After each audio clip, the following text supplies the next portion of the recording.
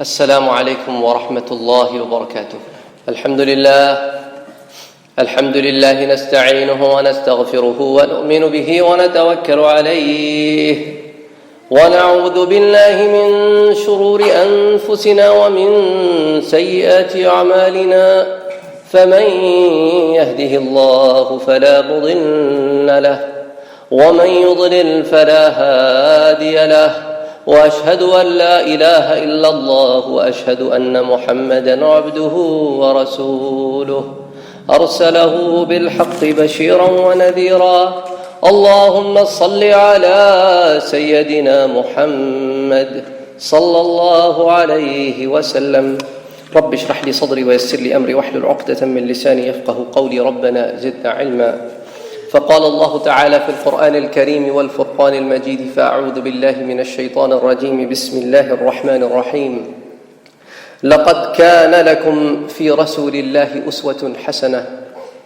وفي مقام آخر قال الله تعالى: وإنك لعلى خلق عظيم. صدق الله العظيم. The two ayahs that I recited to you today, I've recited these ayahs several times. And the first ayah that I recited to you, that Allah subhanahu wa ta'ala is telling us that indeed for you, لَقَدْ كَانَ لَكُمْ, for you, فِي رَسُولِ اللَّهِ, in the Prophet of Allah subhanahu wa ta'ala, أُسْوَةٌ حَسَنَةٌ, the best of the best patterns of life are there for you to learn from.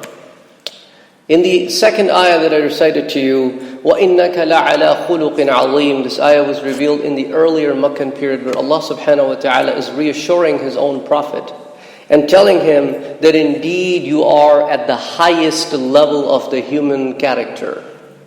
At the highest level of the human character. So anything that can ever be achieved by a being. Why are we talking about this? Because the reason I'm talking about this, there are so many aspects of life that we all need to improve. And in order for us to improve those aspects of life, we certainly need examples from the life of the Holy Prophet ﷺ and the prophets before him. And the Quran is our guide, the Hadith is our guide, and the life of the Prophet is our guide. So today the word that I'm going to be talking about is called a provocation. When somebody provokes you. It's a noun. It basically relates to an action or a speech that is done with an intention to make somebody angry and or annoyed. That's basically the intention. So this action is driven with ill intentions. Somebody really wants to make you upset, angry, annoyed. They know you will react. That's why they do these kind of things. And there's several different ways that you can do this. For example, a lot of times you'll notice that people gaze at other people in a certain way to provoke them. And as a result, they retaliate and say, why are you looking at me like that, man? Or in other ways, you're going to find people doing road rage. And a lot of examples of that. Or finger pointing, using slurs, making fun of other people. And one of the common ways that people provoke other people, and it's very common in school system, is to bully them, to corner them. Find something to make fun of them. Find something to target them. And the idea is that they think that they are in such a wide number, such a wide masses, that they will be able to get away with it. And the individual that they're trying to go after is a single person or a minority, so they'll be able to get away, at least in that situation. So provocation is quite common in the human society. It's been going on for thousands of years. It's not something new. The bullying does not just happen with kids. Bullying also happens with adults.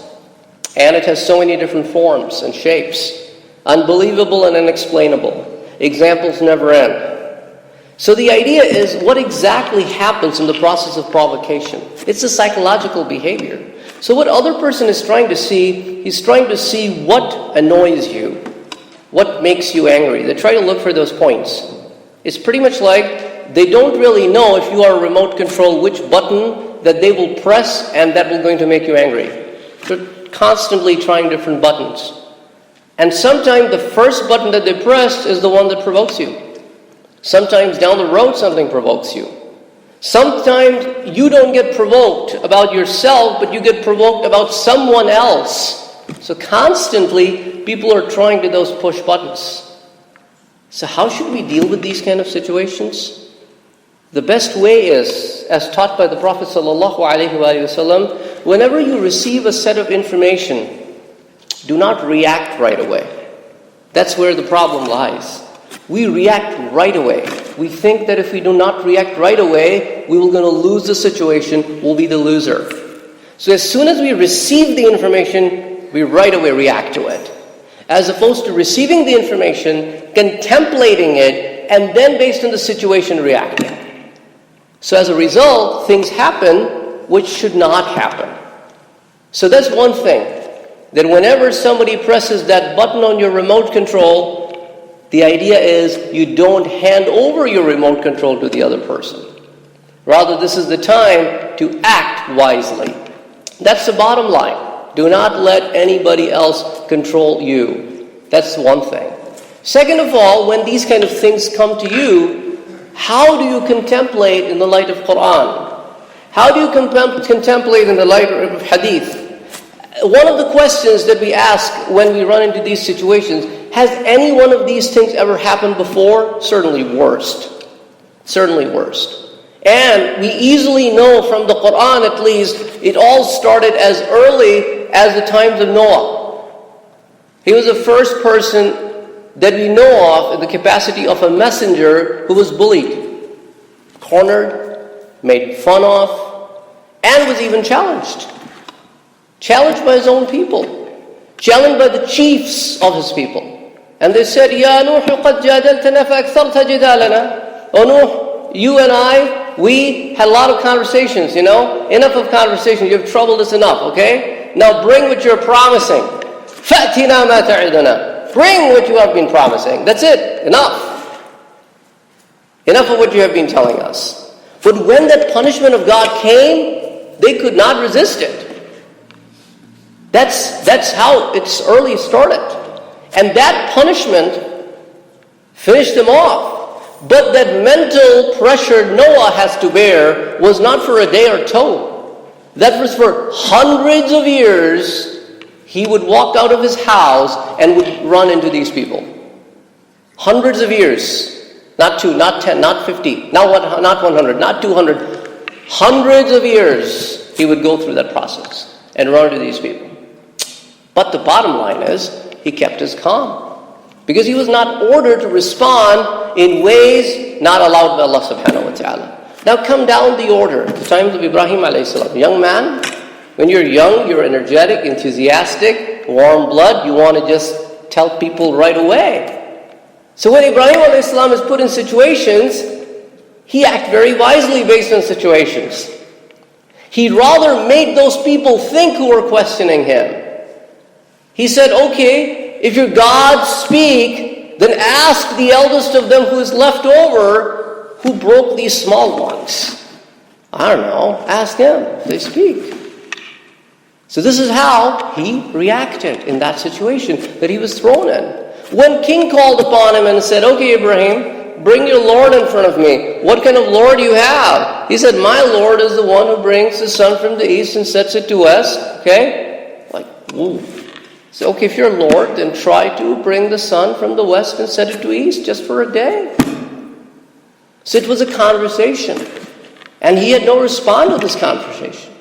So this is the prophetic way of dealing with situations. Now he was standing by himself with no support from family, friends, relative, clan, in front of the emperor of the time. And that's how he responded. Moses, another good example. The people that he was leading were the people who were slaves. Constantly he would be called in court and made fun of, challenged. But he took up those challenges by the will of Allah subhanahu wa ta'ala. Responded the way it should have been responded. Coming down the order, every time you run into the life of these prophets, you will going to notice that they all have been provoked in different ways. Take example of Jesus. What could they have not seen at the hands of this prophet? They saw. Yet they did not believe in him. They tried everything to make sure that he is not believed. Then come to our own Prophet sallallahu alaihi wasallam. The ayah that I recited to you, that Allah subhanahu wa ta'ala is trying to tell his Prophet, وَإِنَّكَ لَعَلَى خُلُقٍ عَظِيمٍ, You're at the best of the best morals. Now what are the ayahs around? Noon wal qalami wa ma yasturun. Ma anta bi ni'mati rabbika bi majnoon. By the blessings of your Lord, you are not a madman. Why did Allah subhanahu wa ta'ala have to even say this? Because people were calling him a madman. People were calling him a poet, a magician. Were making fun of him in the streets. His own uncle, when he would go out to preach, people would clap right behind him, would whistle, would tell people, do not listen to this person. This is a mad person. Do not listen to this person. Now what are these actions? Constantly provoking him to do something. And what is he doing? He's not getting provoked. He's rather only answering the best possible way it needs to be answered. Concise, to the point, and not attacking them, rather attacking the question. Attacking the question. Now that's an art. That's an art that needs to be learned. When a question is asked, you do not attack the asker, you attack the question. And when you attack the question and you satisfy an individual logically and concisely, then that person is now forced mentally to put you back in that situation which he tried very hard to put you in. So these are the times that it's about time that we start learning how to phrase our answers. It's very important. In most of the modern societies, in most of the political parties, in most of the governments, there is a spokesperson. Why? Why can't anybody go out on the stage, because we all can speak, and go and answer the people's question? The reason is the person is not trained. Training is extremely important, which we unfortunately think it's not important. How many of us have went back and got retrained after we completed our schools? Very few. How many of us constantly train ourselves? It does not have to be something in one particular fashion. It could be an overall entity just to make us something better than what we were. Yes, our professors put in a lot of effort, gave us a piece of paper called a Master's in Business Management, Master's in Finance, Master in English, Master in Computer Science, Physicist. But after that, I start going to work. I just tackle work problems, come home, watch TV, and watch what other people are doing and how they are making money, and go back to bed. What am I doing? How am I improving as an individual? How am I facing the challenges of life? How well aware of an individual am I? Allah subhanahu wa ta'ala is telling us in the Quran that Siru fil ard. Go and explore my planet. Go and explore it. Learn from it. أفلا ينظرون إلى الإبل كيف خلقت وإلى السماء كيف رفعت وإلى الأرض كيف سطحت. Have you not seen the camel, how I created it? The skies, how I have lifted it? The earth, I have made plain land for you. The mountains, إلى الجبال كيف نصبت. How I have put it down, that it doesn't matter how big of a wind gust it is, it doesn't blow away. Have you done any research? That, okay, this marble from XYZ place and that marble from XYZ place, how can I purify this? What makes it? Or are we only on the receiving end of this information to use it? It's pretty much like, if you notice around us, majority of the people are the consumer of the apps from the app stores. Very few people contribute to it. So it's a time to contribute somehow. And the contribution can happen in several different ways. Production is not always governed with money. Production is not always governed with values that are quantifiable. There are non-quantifiable entities that can also be used. It's the life. The life, Allah subhanahu wa ta'ala doesn't say is don't laugh, don't smile, don't have a good time. That's not Islam. Islam says you can have the best of the best times. in peace, in harmony, and not break the laws of Allah subhanahu wa ta'ala. And that's exactly what happens when we lose our control and give that remote control to somebody else. Now I'm going to give you a story of one of the companions of the Holy Prophet sallallahu alaihi wasallam. He was extremely quick to go and fetch water for his camel. So a bunch of people said, let's compete with this guy and see if you can beat him this day. So one of the guys said, I'll compete with him. So he rushed to the well. And there used to be a holder. Some of you probably know how wells work. Some of you have never seen a well. There's a holder that you got to pull so that the bucket is pulled over. So since this guy rushed so well that he actually ended up being there before the companion, but in the struggle he broke the holder. Now nobody can fetch water from it anymore. And in the desert in Arabia, water is not very readily available. So this companion, who was standing in anger, sat down. Then after a little while, he laid straight. And the people around him asked him, why did you do this? He said, because my prophet told me, when you're about to lose your temper, giving your remote control over to somebody else and losing your senses and saying things that you would regret, it is better if you're standing to sit down. If you're sitting to lay down, get away from that state of mind so that you do not lose yourself. Because remember, the words once spoken can't be pulled back. It's very similar to that email that if you send out, it's gone. It's gone. You know, in the world of Snapchat that our people live in these days, well, they were also worried about when those numbers were leaked. So really, truly, you are not very secure. Every time a piece of a bit, coming from computer science world, we know that. Every time that piece of a bit leaves your station, it always leaves trails. It always leaves trails. There is no direct communication between you and the hosting and distribution facility.